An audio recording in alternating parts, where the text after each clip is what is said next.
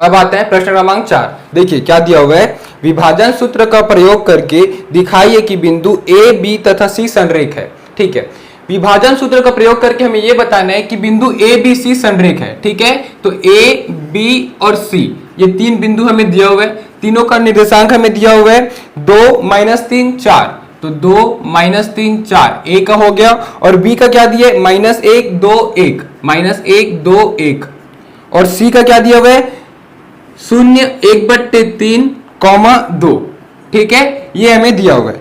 अब देखिए विभाजन सूत्र का प्रयोग करके हमें यह बताना है कि ये तीनों बिंदु संरेख है, यानी कि एक ही रेखा में आ रहा है। ये हम कैसे बता सकेंगे, अगर इसका अनुपात अगर बराबर हो जाए। ठीक है, x निर्देशांक के लिए, y निर्देशांक के लिए और z निर्देशांक के लिए अगर इसका अनुपात यानी कि mn बराबर हो गया, इसका मतलब ये संरेख है। ठीक है, तो हम क्या करेंगे, सबसे पहले मैं क्या बता के चला हूं कि बाय डिफॉल्ट हमको अंतः विभाजन लेकर चलना होता है। अगर k का मान प्लस में आता है तो अंतः विभाजन होता है, अगर k का मान माइनस में आता है, नेगेटिव आता है, तो बाह्य विभाजन होता है। ठीक है, हम ये मानकर चलते हैं कि जो AC है वो विभाज हो रहा है B से। ठीक है, तो हम लिखते हैं कि माना AC को B के अनुपात 1 में विभाजित करता है। तो देखिए इससे क्या हो गया, m का मान k रखेंगे और n का मान 1 रखेंगे। ठीक है, और ये क्या होगा x1 y1 z1, ये होगा x2 y2 z2, और ये जो कि ये डिवाइड कर रहा है तो ये x y और z होगा। ठीक है, हम बाय डिफॉल्ट अंतः विभाजन लेके चलते हैं, तो अंतः विभाजन देखिए सबसे पहले मैं x निर्देशांक के लिए देखूंगा। ठीक है, तो x निर्देशांक क्या हो जाएगा, x बराबर m x2 plus n x1 upon m plus n। तो x का मान देखिए क्या दिया हुआ है, x का मान -1 बराबर m, तो m का मान क्या लेके चलूंगा k, और x2 तो x2 क्या है 0 प्लस n, तो n का मान है 1, और x1 तो x1 क्या है 2 अपॉन m प्लस 1 यानी कि k प्लस 1। तिर्यक गुणा होगा तो क्या होगा k into -1 minus k plus 1 into -1, तो क्या हो जाएगा ये -1 इक्वल टू k इंटू 0, ये हो जाएगा 0 प्लस 2 1 2। देखिए यहां से हम k का मान निकालते हैं, तो -k इक्वल टू -1 इधर जाके +1 हो जाएगा। ठीक है, तो 1 प्लस 2 ये हो जाएगा 3, तो -k इक्वल टू 3 या k इक्वल टू -3 मैं ये लिख सकता हूं। देखिए x निर्देशांक के लिए विभाजन का अनुपात क्या है -3। ठीक है, इसको मैं क्या लिख सकता हूं 3/1 माइनस में ये लिख सकता हूं। ठीक है, तो ये m n का अनुपात दिया हुआ है, m का मान 3 है और n का मान 1 है, जो कि माइनस में, इसका मतलब ये बाह्य विभाजन हो रहा है। ठीक है, एक्सटर्नली डिवाइड हो रहा है। x निर्देशांक के लिए चेक कर लिए, अब वैसे ही हम y निर्देशांक के लिए चेक करते हैं। देखिए क्या हो जाएगा, y equal to m y2 plus n y1 upon m plus n। तो y का मान देखिए क्या है 2 इक्वल टू m का मान k, और y2 है 1/3 प्लस n का मान है 1, और y1 तो y1 क्या है देखिए -3 m प्लस 1 यानी k प्लस 1, ये तिर्यक गुना हो जाएगा तो क्या हो जाएगा 2k plus 2 equal to k upon 3 -3। देखिए -3 इधर आके क्या हो जाएगा +3, तो 2k प्लस 2 प्लस 3 क्या होगा +5 इक्वल टू k अपॉन 3। देखिए मैं क्या करूंगा, ये जो 3 है इधर जाके गुना हो जाएगा, तो 3 दूनी 6k धन 5 तिया 15 बराबर k। मुझे k का मान निकालना है। देखिए ये k इधर आके माइनस होगा, तो 6k माइनस k क्या हो जाएगा 6k minus k 5k equal to ये जो +15 है उधर जाके -15 हो जाएगा। अब k का मान निकालना है, ये 5 और k इंटू में इधर जाके डिवाइड में हो जाएगा, तो 5 1 5 5 3 15, तो k का मान क्या होगा -3। ठीक है, इसमें भी k का मान -3 आ गया।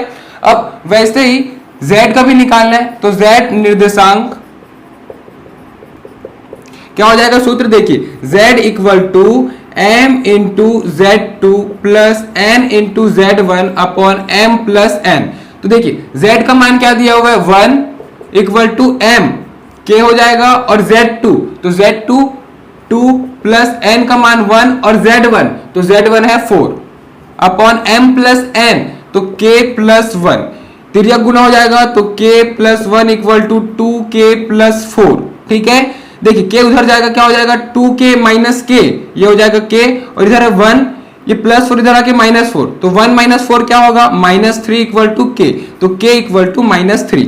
अब हम देख सक रहे हैं कि x y z तीनों निर्देशांक के लिए k का मान -3 है। ठीक है, इसका मतलब हम ये बोल सकते हैं कि a b c बिंदु संरेख है। ठीक है, तो मैं कंक्लूजन में क्या लिख दूंगा कि अतः a b c बिंदु संरेख है।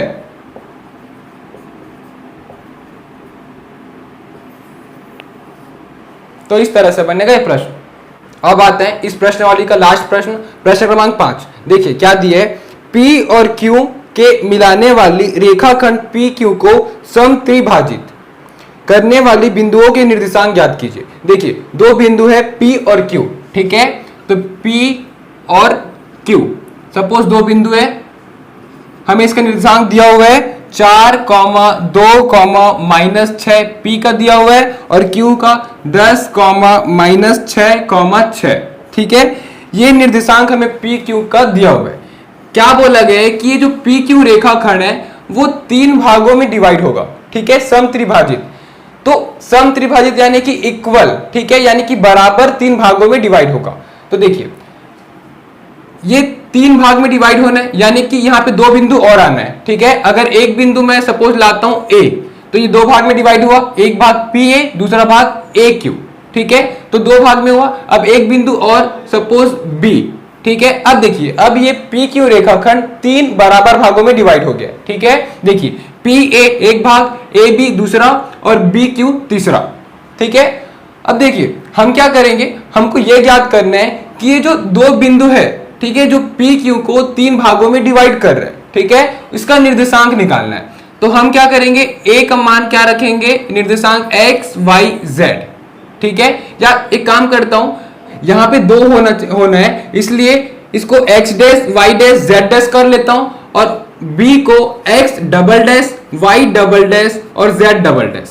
ठीक है, और ये 2 बिंदु दिए है P और Q, ये क्या होता है by default x1 y1 z1, और ये x2 y2 z2। ठीक है, क्लियर है। अब देखिए मैं क्या करूंगा, सबसे पहले ये प्रश्न 2 भाग में डिवाइड होगा। ठीक है, पहला क्या होगा, पहले में इस B बिंदु को मत देखना, खाली A को देखना। तो P और Q के बीच जो बिंदु डिवाइड कर रहे हैं वो बिंदु A होगा। ठीक है, तो इसका अनुपात क्या होगा, M और N। तो देखिए तीनों बराबर भाग में डिवाइड है, इसका मतलब P से लेकर A तक 1 भाग होगा। ठीक है, और A से लेकर B तक 2 भाग होगा। ठीक है, देखिए ये 1 भाग और 1 धन 1 यानी कि 2 भाग। ठीक है, देखिए तीनों बराबर भाग में है, तो 1 1 और 1, तो P और A। सबसे पहले मैं क्या करता हूं कि देखिए A P Q को 1:2 में विभक्त करेगा। ठीक है, तो देखिए लाइन क्या हो जाएगा, P और Q तो होगा और बीच में A हो जाएगा। ठीक है, अब जो अनुपात होगा वो होगा 1:1 और 1 2। ठीक है, तो M N का मान हमें पता चल गया 1 और 2। ठीक है, P यानी x1 y1 z1 दिया हुआ है, Q x2 y2 z2 दिया हुआ है, और बीच में A क्या होता है x y z, वो हमें दिया है x dash y dash z dash. ठीक है, तो ये हमें रखना है। तो देखिए हम क्या करेंगे, अंतः विभक्त,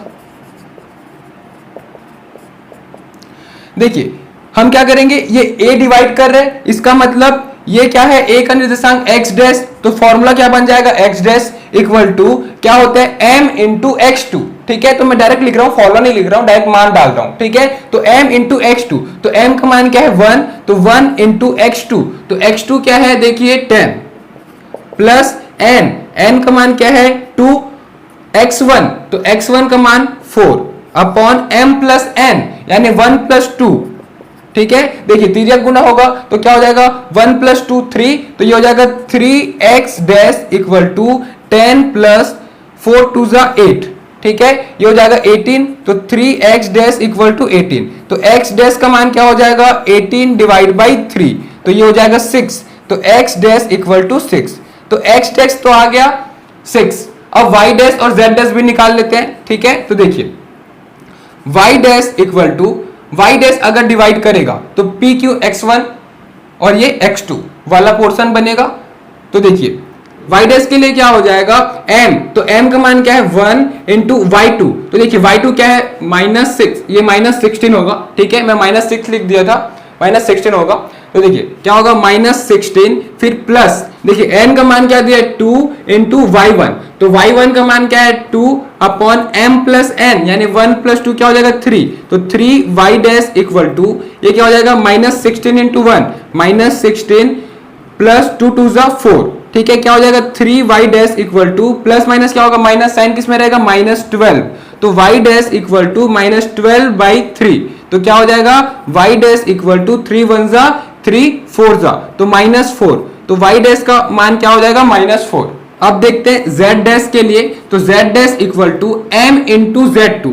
तो m का मान क्या है 1, तो 1 इंटू z2 क्या है 6 प्लस n क्या है 2 इंटू z1। तो z1 क्या है -6 अपॉन m प्लस n, यानी कि 1 प्लस 2 ये हो जाएगा 3 इंटू z डैश। तो 3z डैश इक्वल टू ये हो जाएगा 6, फिर -12 क्या हो जाएगा 3z डैश इक्वल टू 6 -12। तो प्लस माइनस माइनस होगा, साइन किस में रहेगा माइनस में, तो -6।